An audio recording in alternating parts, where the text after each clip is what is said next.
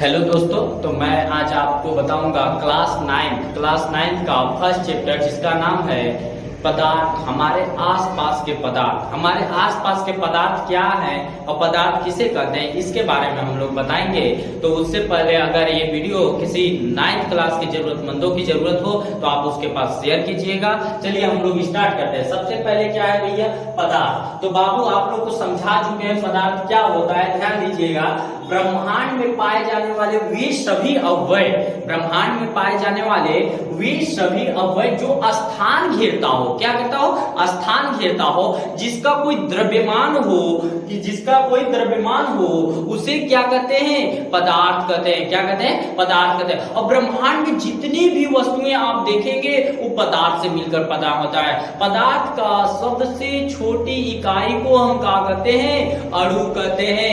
अणु कहते हैं, ध्यान दीजिएगा, अणु कहते हैं, अर्थात सभी पदार्थ अणुओं से मिलकर बना होता है। दोस्तों आज हम लोग मैटर की बात कर रहे हैं। मैटर क्या होता है, ब्रह्मांड में पाए जाने वाले वे सभी अवयव, यहाँ पे बोल रहा है अवयव, वे सभी अवयव जो स्थान घेरता हो। सपोज देखिए इस मार्कर की बात करेंगे तो ये मार्कर क्या कर रहा है, देखिए इस बोर्ड की कुछ जगह को छेक ले रहा है, अर्थात ये क्या है, एक प्रकार की मैटर है। क्या है, मैटर है, अर्थात पदार्थ है। इसकी कोई भार होगी, वजन होगी, इसलिए क्या है, पदार्थ है। मेरे दोस्तों पदार्थ की अवस्था, सबसे पहले जानेंगे पदार्थ की अवस्था किस आधार पर बांटा गया है। तो पदार्थ की अवस्था जो है उनकी जो अणु होती है, अणुओं की व्यवस्था के आधार पर बांटा गया है। पदार्थ की अवस्था निम्नलिखित 3 प्रकार की होती है। कितने प्रकार की होती है, 3 प्रकार की होती है। फर्स्ट का नाम है सॉलिड स्टेट, अर्थात ठोस अवस्था।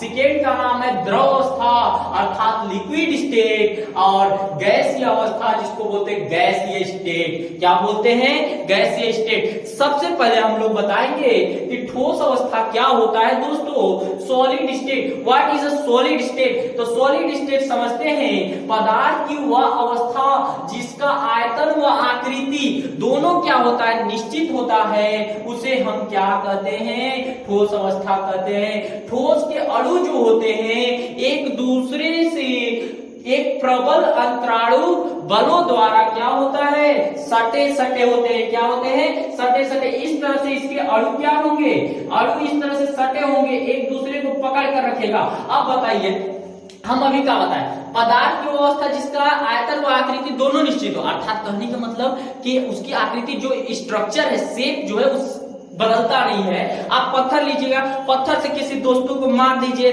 तो बताइए उसका थोथुन बिगड़ जाएगा कि वो पत्थर बिगड़ जाएगा। तो पत्थर हमारा नहीं बिगड़ेगा, इसलिए हमारा पत्थर क्या है, ठोस अवस्था है। और इस ब्रह्मांड में कोई भी वस्तु पूर्णतः ठोस नहीं है। पूर्णतः ठोस मतलब क्या होता है, उसको आप स्ट्रक्चर में बदल नहीं सकते हो, उसका स्ट्रक्चर परिवर्तन नहीं कर सकते हो, उसे पूर्णतः ठोस कहते हैं। यहाँ पे कोई भी वस्तु पूर्णतः ठोस नहीं है। जैसे ईंट, पत्थर, लकड़ी, लोहा इत्यादि, इसके अणु जो होंगे एक दूसरे से क्या होंगे, सटे होंगे। मेरे दोस्तों अगला आता है क्या चीज, अगला आता है जिसका नाम है द्रव अवस्था। क्या नाम है, द्रव अवस्था। क्या नाम है, अवस्था।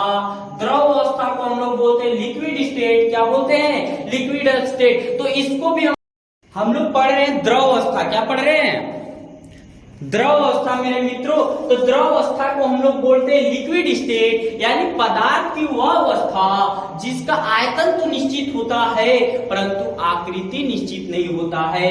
ध्यान दीजिएगा, पदार्थ की वह अवस्था जिसका आयतन निश्चित होता है। क्या होता है, निश्चित होता है परंतु आकृति निश्चित नहीं होता है।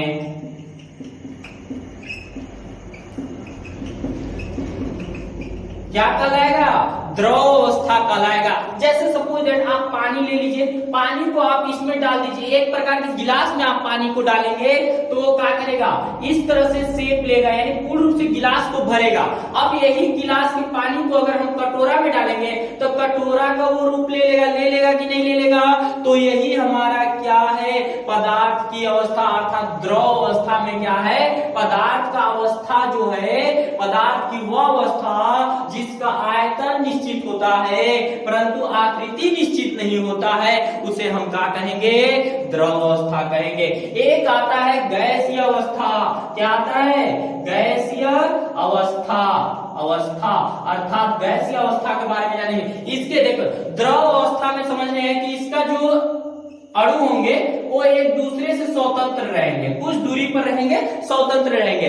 इसके वजह से इसमें क्या होता है? बहने का गुण पाया जाता है। आप पानी ले लीजिए और उसको फर्श पर गिराइए तो पानी क्या होगा? धीरे धीरे फैलेगा। क्या होगा? फैलेगा ना।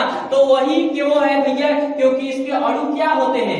स्वतंत्र होते हैं, इसलिए इसमें फैलने का गुण पाया जाता है। और इसमें स्वतंत्र नहीं होते, सटे होते हैं, पकड़ के रखता है एकदम कस के। जब पकड़ के रखेगा तो बताइए ना कि भाग नहीं पाएगा। हम इधर से खींच रहे उधर से खींच रहा है तो कभी जिंदगी में भाग नहीं पाएगा, नहीं भाग पाएगा। जहां पे ठोस के गिराएंगे वहीं पे ठोस रह जाएगा।